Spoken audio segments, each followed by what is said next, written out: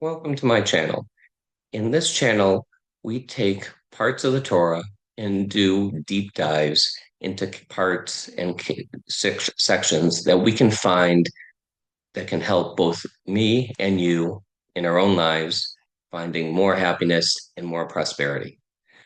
Today, which is just a couple days, the day after Simchas Torah here in America, and 2 days after Simchas Torah in Israel, we end up having the beginning of the Torah starts again with Parshas Bereshis, the beginning of Genesis. In this week's lesson, we're going to see from the story of Cain, and the choices that he made, we can actually help improve our decision making and choices in the future. Just for those who don't know, a little short narrative of the story. And when I do mention when we'll hit deep dives, we'll get to that later. And that's where we can really find the helpful hints to better our own lives. So, Adam and Eve, Adam and Chava, the first two humans, have two children, Cain and Hevel, Cain and Abel, as it's translated in English. And their firstborn, Cain, says, I want to thank God for giving us this world.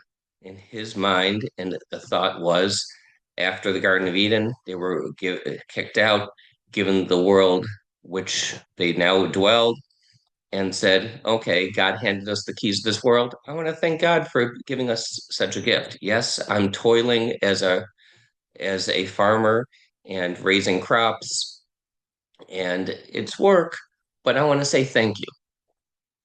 And so what does he do? He takes just some regular vegetation that he gathers together and offers it to God. His younger brother, Abel, happens to be a herdsman.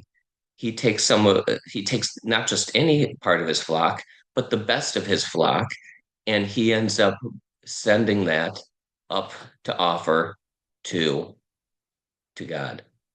God responds by accepting Abel's offering of the choicest of his flock and does not accept Cain's offering, although he was the one that initiated the idea of saying thank you in the first place. We're going to go into a deep dive of this concept of saying thank you and how it really should help us and better us in our own lives and find greater joy. And we will deal with that shortly.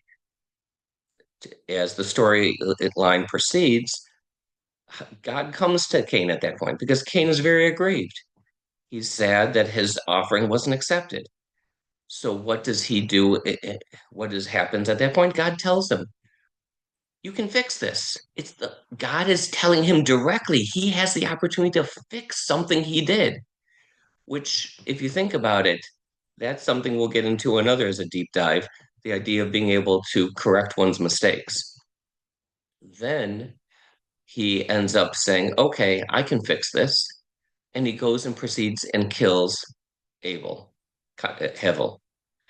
And at that point, he has no remedy to that. He can't fix that. He's made a decision, which was a poor decision, but made a poor decision, and now has to live with that. And God comes to him again, and he finds that he's getting large consequences for a large unfortunate action, improper action. So then he is punished and finds that 7 generations later, he's going to end up being killed. In the meantime, fearful of all other humanoids and animals, he's afraid for his own life. God says, no, you're going to end up having some time in the meantime. I'll have a mark on you to actually keep you safe, but that's what's going to be. So that is the storyline. Now let's go into the deep dives. The first issue is saying thank you, which is a noble idea. When we're little, we know if we're with our parents and somebody hands us something, like we're at the ice cream store and the person hands us an ice cream, we're told, say thank you. Now, for a little kid, you're saying thank you, okay, because it's just a rote response. The question is, do we really, are we really thankful? Or are we just saying the words? The issue is between the two offerings was shy of, please note that some of my sources I'm not going to say. So if you do, you can please leave those in the comment section down below. And the Nasiv ends up talking in terms of a spiritual response as opposed to a physical response for saying thank you was what it is, what his intent was for Cain. But most others, Rashi, Rav, Shimshon Raphael Hirsch, and many others say that it was more of the token thank you. It wasn't a full-hearted thank you. And what is the difference? Are you just saying thank you for that? Or do you really have appreciation for the person who is giving you something? Or for, in this case, God, who is granting you this wonderful gift? For our own lives, very often we take for granted all the things we have. I can explain as Rabbi Naftali Beer Rosh Kollel of Boston has given as a mashal as an example that if you go to the grocery store and pick an apple to put in your basket and take home, how many thousands of people have actually had an impact on getting you that apple?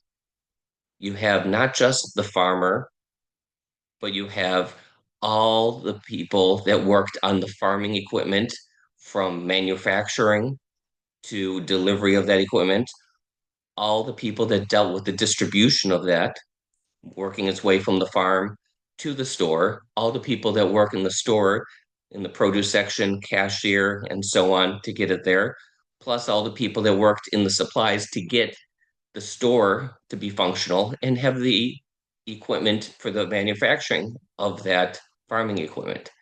That comes to thousands, tens of thousands, if not hundreds of thousands, if not millions of people who all did something to allow you to have just a simple apple. And yes, you might say, well, it's just an apple. But the question is, when we have anything in our lives, something as small as an apple, or something as huge as a significant other, a child, a relationship to a parent, coworker, when someone does something for you, do you just say thank you? Or do you really have appreciation for what they do and show gratitude? Showing gratitude is something that is special that we can give, and it is a gift.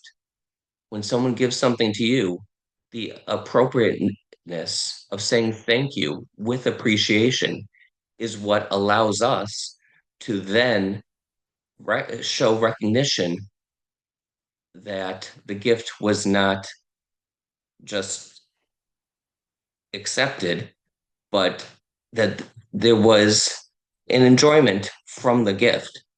And you can think about it this way. If you were given you can see it happen a lot of times with young kids. They're given a toy, sometimes, and unfortunately, this happens sometimes in the materialistic situation of little kids. They're given open up a gift. It's not what they wanted, and then they're just like, oh, when they're two, that's a natural response because they haven't learned this skill. But as we mature and we get older, recognizing that and having that appreciation, and the more we find appreciation in what we're given, in all the little things that really add up to be big things, we can find much more enjoyment and fulfillment in our own lives. So Cain missed out on showing true appreciation based on most commentaries in terms of being able to show true appreciation for the gift of being able to have access to the world that we live in. Then we move into the opportunity for making corrections. God directly comes to Cain and says, why are you aggrieved? Why are you so upset? You can fix this. So when we in our own lives have a challenge, there's trouble, how do we address it? We have one of three ways of looking at it.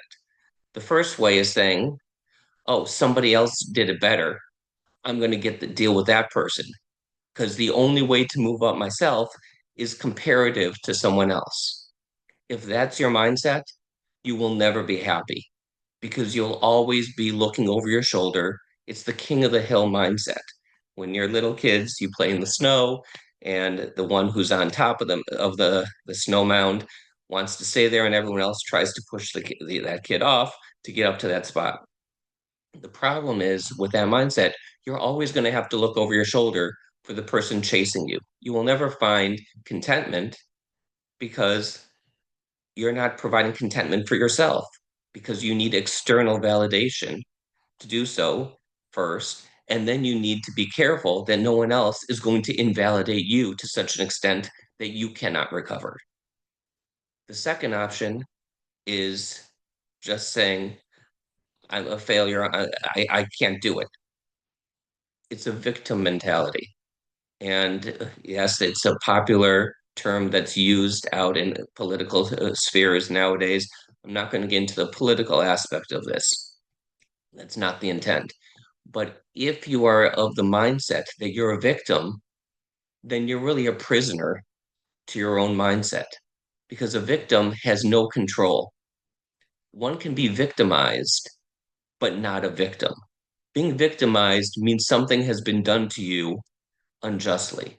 Being a victim means you have no control to be able to move beyond that. You are still trapped. You are a prisoner to the person or people that victimized you. If that's the case, you'll never find happiness. You'll never find joy because you'll permanently be a prisoner to the mindset that they have set up for you. A survivor is someone who's been victimized, but says, I am not bound by that. I can move past that. And so when we end up having challenges in our life, God forbid it's a sick family member or financial struggles where struggling so much financially that you worry about a roof over your head or food on the table. Those things can be dealt with. It might not be easy, and it might take a long while to be able to find a remedy. But if you are not a victim, then you are someone who can be a survivor and you can move forward and be successful because the idea of being victimized implies one of two things. Either you're going to move past this or you'll be forever trapped. It's your choice and how you address that and how you respond to that and move forward. It is my hope that both remember this and you not to play victim to challenges in your own life, and you can move past it as a survivor and find ways to rise above that challenge. Then we end up concluding with this situation of going after his brother. Now you think, okay, so he was angry, he went after his brother. The problem was, as Rav Shimshon Raphael Hirsch addresses, is when you are so in it for yourself, so in it for self glory, self satisfaction, then even your own family, the ones that you care most about, have lost value, and you have no problem pushing them aside or harming them to get what it is you want. It's a very common knowledge for those that are entrepreneurs. You have two choices when starting a business. You can either be in the business of trying to make money or the business of trying to have a successful product that you're defined by. When Steve Jobs set up Apple, he didn't say, "Oh, I'm compared to this," or I want to do this, I want to make money. His idea was, I have a revolutionary idea for Microsoft, for Intel, for Amazon, for Uber, For all of these ideas, these were innovations, these were changes. It changed the whole society with something that benefited society. It was an idea of this can be helpful in a helpful product. You think about it in terms of the stock market. Some people ask which stocks to invest in. Some say the old true adage, find products that you like, that you feel that you buy time and again, whether it happens to be the tissue you use or it happens to be the cereal you buy. These are the products to end up investing in because they're tried and true, and they end up having a product that you can stand behind and that they are defined by as quality. So, too, with our own lives, when we are making decisions, are we doing to help improve the quality of our own life, or are we just out to end up making money? Money for its own sake has no benefit. Because if you have 1 million, you're going to want 2 million. If you have 2 million, you're going to want 3 million. And it goes on because all you're looking for is money. At a certain point, no amount of money is going to make you that much better. It's just, I want more. And if you're always looking for more, you're not going to find satisfaction. The issue with any of this is to find success through failure, which Cain had not risen to the challenge. It says in Mishlei, which is Proverbs, a righteous man falls 7 times and rises. You might think, okay, he gets up. But if we look deeper with that meaning, a righteous person has falls. Righteous person, people that are great people make mistakes. They're not perfect. No one's perfect. We have our flaws, we have our challenges, and sometimes we gain wisdom. We gain our greatest wisdom through our own mistakes, hopefully. And from that, then we can end up growing and maturing and being hopefully a better person. In order to do that, we have to rise above that. One case in point, Michael Jordan, which when I was a kid, he seemed to be the GOAT. Amazing basketball player for the Chicago Bulls, and he did remarkably well. Although he had so many great games and so many shots at the buzzer that he ended up sinking in, he missed through his career, according to one statistic, 12,345 shots. 26 of what he says were where the game was on the line at the end of the game and he missed the shot. He wasn't perfect. He remembers those 26 shots, but he was the one who wanted the ball to make that play at the end. The question is, do you want to act using that same metaphor? Do you want to be the one who has the ball to make the decision for your own life, to make the choices for your own life to help you, to better you, to make you stronger, to make you happier, to make you more productive, to make you more fulfilled? Who's playing the ball for your life? Are you the one? Then you can survive through any challenge whatsoever. Or did you hand off the ball to someone else and you're a victim? I hope you choose wisely. Have a good Shabbos and be well.